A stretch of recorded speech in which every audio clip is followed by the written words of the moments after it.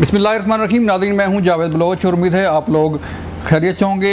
कौमी असम्बली का इजलास जारी है, सेनेट ऑफ पाकिस्तान का इजलास जारी है और ख़बरें आ रही हैं कि कोई तरमीम की जा रही है आइन में या कोई ऐसी कानून साजी की जा रही है जिसका डायरेक्ट तल्लुक़ जो है वो अदलिया के साथ है। क्या जजों की तादाद बढ़ाई जा रही है सुप्रीम कोर्ट पाकिस्तान में, और क्या अगर ये तादाद बढ़ती है तो इसका असर आने वाले चीफ जस्टिस ऑफ पाकिस्तान पर पड़ेगा नहीं पड़ेगा, इस पर हम बात करने जा रहे हैं। और इसके साथ साथ जो तहरीक इंसाफ की सियासत है उस पर भी बात होगी। तहरीक इंसाफ का जलसा 27 अगस्त को हुनता लाहौर में मुलतवी हो गया और अब 8 सितंबर के इजलास की जो है वो जलसा की तैयारियां की जा रही हैं। लेकिन इसके साथ साथ खबरें ये भी आ रही हैं कि तहरीक इंसाफ के अंदर जो ग्रुपिंग पैदा हो रही है या लबिंग उसे कह लें या इख्तलाफात कह लें, उस पर भी काफ़ी परेशानी है जो अंदर हैं सियासत के। और जो लीडरशिप है तहरीक इंसाफ की वो चाहती है कि ये खबरें, ये र्यूमर जो हैं वो ख़त्म हो, से भी बात करेंगे। और फिर हम बात करने जा रहे हैं कि आज हड़ताल थी पूरे मुल्क में, आज शटर डाउन हड़ताल थी और टैक्स के हवाले से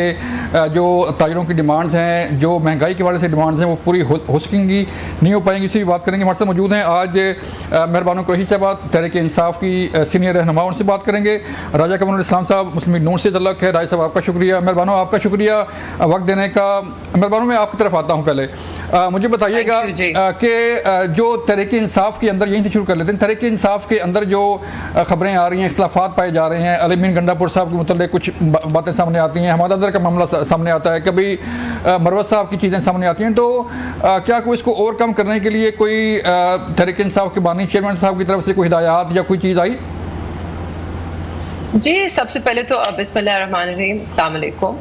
सबसे पहले तो देखिए, इस बात को तो हमें मद्देनजर रखना होगा कि पाकिस्तान तहरीक इंसाफ ना सिर्फ पाकिस्तान की बट वो दुनिया की सबसे बड़ी जमातों में से एक में शामिल होती है, 10 नंबर पर है।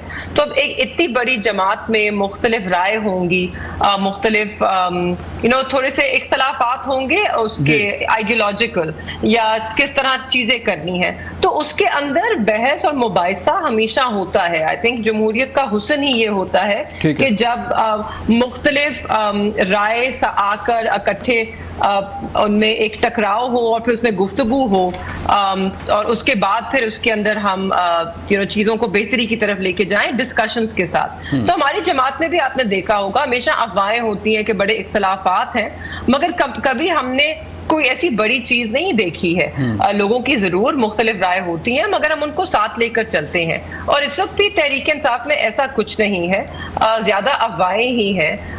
जहां तक अली अमीन गंडापुर साहब का हवाला है, वो हमारे सीएम हैं KPK के, और वो बहुत बखूब तरीके से अपनी जो जिम्मेदारियां वो सर अंजाम दे रहे हैं। फिर जहां तक आपका पंजाब का ताल्लुक है, हमाद अजहर साहब ने पंजाब की सदारत से इस्तीफा जरूर दिया और उनकी वजूहात उसकी जायज थी, जो उनकी वजूहात थी, मगर वो अभी भी सेक्रेटरी जनरल हैं जमात के पंजाब में, और जो प्रेसिडेंसी का ओहदा है वो अभी भी डॉक्टर यास्मीन साहिबा के पास है।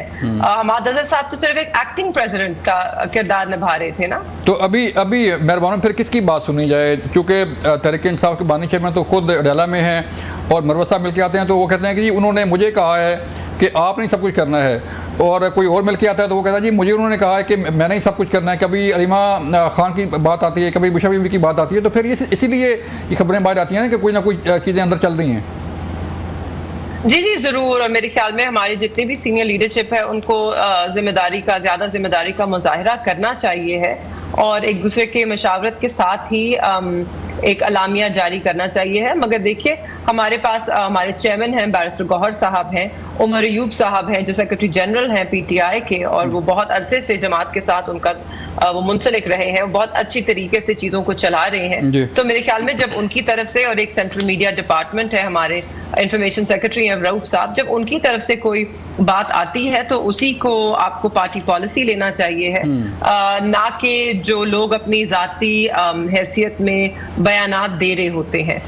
देखिए, जहां तक जलसे का सवाल है या उसकी जिम्मेदारी का सवाल है, तो किसी एक बंदे के कंधे पे इतनी बड़ी जिम्मेदारी खान साहब कभी नहीं डालेंगे। वो उनका हमेशा से रहा है कि आपने पूरी जमात को साथ लेकर चलना है और आपका जलसा या आपकी कोई भी एहतजाज वो तभी उसको कामयाबी मिलती है जब आप सबको साथ लेके चलें। कोई एक बंदा अपने सर पे इतनी बड़ी जिम्मेदारी ले नहीं सकता है।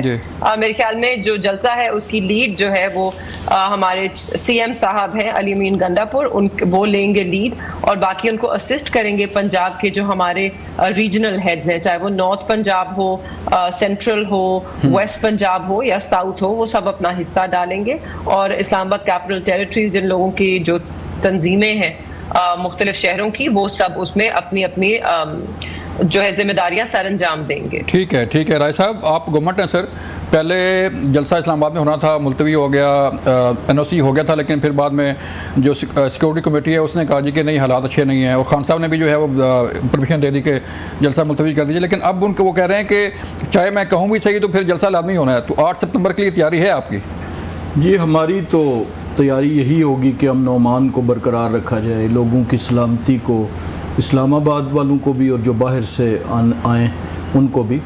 लेकिन अब ये फैसला इन्होंने करना है कि आया वो अगर वो वाला जलसा है उसे मुलतवी कितने बजे करना है, ये तो खान साहब ने रास्ता बंद कर दिया कि अब आपने मुझसे नहीं पूछना, यानी जो करना है वो आपने खुद ही कर देना, यानी मनसूख करना है या कोई।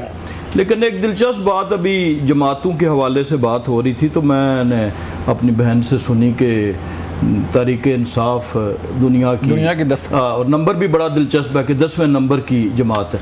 तो मुझे ख्याल आया कि एक पिछले दिनों मैंने एक बोर्ड देखा एक बड़ा शहर में लगा हुआ, उसमें लिखा हुआ था, एक स्टूडेंट की तस्वीर थी और दुनिया भर में पहली पोजीशन। तो मुझे बड़ी हैरत हुई कि ये दुनिया में कौन सा कम्पिटिटिव एग्ज़ाम था जो, तो पता चला कि उन्होंने फेडरल बोर्ड में पहली पोजीशन ली है और फेडरल बोर्ड के चूंकि एक आधा स्कूल कहीं ना कहीं सऊदीया में और कहीं ममालिक में भी है तो वो दुनिया भर में पहले, तो इस तरह दुनिया को तो खैर क्रेडिट किया जा सकता है। लेकिन वापस आते हुए कि तहरीक इंसाफ को मैं बहुत बड़ा क्रेडिट देता हूँ पिछले 20 साल से पॉलिटिकल वर्कर होने की हैसियत से।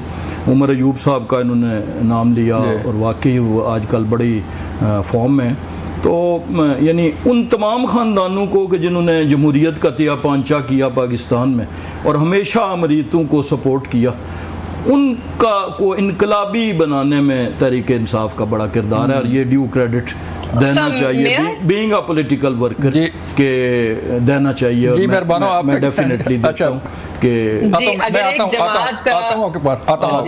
तमाम यानी वो लीडर्स जहाँ जहाँ हमें वो नज़र आते हैं, चाहे वो जो हमारे जिनका अभी इस्तीफ़े का जिक्र हुआ पंजाब का, उनको देख लें और ये बाकी तो बड़ी जमहूरियत के लिए तवील खिदमात हैं अमरीत के तवील अदवार में। आप चाहे जनरल ज़िया-उल-हक का दौर देखें, चाहे जनरल अयूब खान का, तो ये ड्यू क्रेडिट है, ये ड्यू क्रेडिट है जी। मैं बिल्कुल आप कुछ कहना चाह रही हैं? ये बिल्कुल जी मैं कहना चाह रही हूँ, बहुत बहुत बहुत बड़ी दिली का मुजाहरा कर रहे हैं राजा साहब और हमें बिल्कुल क्रेडिट देना चाहिए जी। मगर जो जमात ज़िया-उल-हक साहब की नर्सरी में जिसका पौधा लगा हो, जिसकी फंडिंग और IGI और ये सारा कुछ तो पूरा पाकिस्तान जानता है, वो फिर सिविलियन सुप्रीमेसी के नारे लगाए, वोट की इज्जत की बात करे और फिर बूट पॉलिश पे लग जाए, उनको इस तरह का तंज करना जेब नहीं देता है। मैंने तो क्रेडिट दिया है, तारीफ का हिस्सा। जी मुझे आपका तंज भी समझ आ गया सर, हम भी बड़े अरसे से ये सब देख रहे हैं, समझते हैं कि दबे लफ्जों में आप क्या कहने की कोशिश कर रहे हैं, मगर मैं खुल के कह देती हूँ वो बात। देखिए आपकी जमात पैदावार ही ज़िया-उल-हक की थी और आज भी अगर वो हुकूमत में है तो उसके सर पे किसी का हाथ है एस्टैब्लिशमेंट का, उनको पुष्पनाई हासिल है, तो ही वो 17 सीटों के ऊपर एक जाली मैंडेट के साथ हुकूमत में आई हैं। ये तल्ख हकायक हैं। आप दबे लफ्जों में बात करते हैं, मैं खुले खुले लफ्जों में बयान कर रही हूँ। उसके बाद आपने जो बात की, देखिए कि अगर उमर अयूब साहब की भी आप बात करते हैं ना, आप उनकी अपनी सियासत देखें। अगर आप हमारी बात करना चाहते हैं, आप हमारी सियासत देखें, मेरे वालिद की कुर्बानी देखें। अगर आप हमाद अजहर की बात करना चाहते हैं तो आप उनकी सियासत देखें। आप हमारे बाप दादाओं पे मत जाएं। हम पे जो जिम्मेदारी आयद होती है वो है कि हम क्या नजरिया चुनते हैं, क्या हम जमहूरियत के साथ खड़े होते हैं या हम फिर एक आमरीत की तरफ मुल्क को लेके जाना चाहते हैं। और हमारी कुर्बानियां सब पाकिस्तान देख रहा है, चाहे वो जेलें हों, चाहे वो दहशत, चाहे वो इस बर्बरियत शख्सियत का सामना हो, चाहे वो पर्चे हो, चाहे वो रूपोश होना हो, चाहे वो डंडे खाना हो, चाहे वो शेलिंग बर्दाश्त करनी हो, हम अपनी जगह पे कायम खड़े हैं आज भी जमहूरियत के लिए। ना हम डील करके लंदन भागे, ना हम डील करके किसी और जमात में गए, ना हमने दबाव के नीचे आके प्रेस कॉन्फ्रेंसेस की। हम अपनी जगह पे कायम हैं और हम जमहूरियत के लिए खड़े हैं। तो जरूर आपको इसका क्रेडिट हमें देना चाहिए है। और माजी की दुहाइयां और इस तरह के तंज करना आपको मैं इत्तेफाक करता हूँ। मुझे सिर्फ 1 मिनट दे दें। मैंने बिल्कुल हरगिज़ आपके ख़ानदान की तरफ या किसी और की तरफ नहीं कहा। मैंने उमर अयूब साहब की सियासत की तरफ इशारा किया था और आपने कहा कि उनकी सियासत को देखें, तो उनकी सियासत तो आपने भी देखी, हमने भी देखी कि कितनी जमातों में यही मुस्लिम लीग नून का बजट बड़ा गला फाड़ फाड़ के वो पेश करते थे इसी शोर शराबे में। इससे पहले भी तो मैंने खुदा नख्वास्ता किसी ख़ानदान आपने बाप दादा की तरफ बिल्कुल जो है वो इशारा नहीं किया, लेकिन उसके साथ सिर्फ इतना कहूँगा कि ये जो जिस हाथ का जी आज जिक्र कर रहे हैं, ये हाथ हमने 18 से लेकर 22 तक भी देखा और यही इनकलाबी उस हाथ के नीचे जो हैं वो बड़े फ़ख्र से सार उठाए हुए देखे। बहरहाल ये दास्तान ज़माने की है। आप अपने टॉपिक पे जो है मैंने रुख दिया था। आप लोग डायरेक्ट मैं माफ़ी चाहता हूँ आपसे अगर कोई उसको लगी, लेकिन मैंने सिर्फ उमर अयूब साहब का। चलें, मुझे एक ब्रेक लेनी है, यहाँ लेते हैं ब्रेक के बाद वापस आएंगे मेहरबानों, फिर बात करेंगे कि तहरीक इंसाफ की पॉलिटिक्स पार्लियामेंट के अंदर जो है वो क्या होने जा रही है। ब्रेक के बाद।